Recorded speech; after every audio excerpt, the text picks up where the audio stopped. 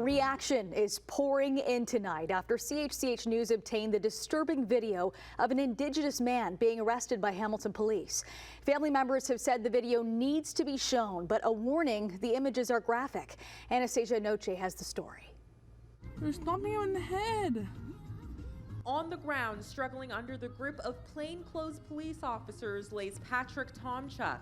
At one point, he appears unresponsive. An Indigenous elder from Hamilton, Wilamina McGrimmond, says it was hard to watch yet another example of violence take place in the hands of those who are supposed to protect. Growing up, that was always the normal way that the RCMPs treated the First Nations peoples. Even here in the city with the city police, it's all the same.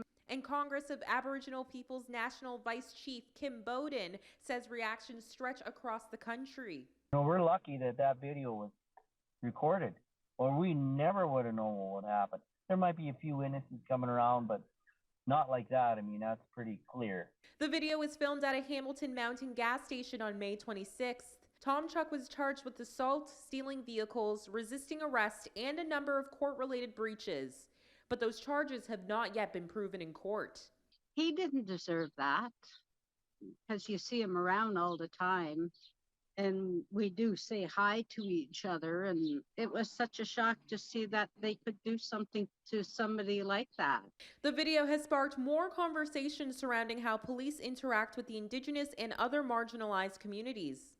In a statement, Indigenous Advisory Committee member Councillor Narinder Nan calls the police's actions atrocious.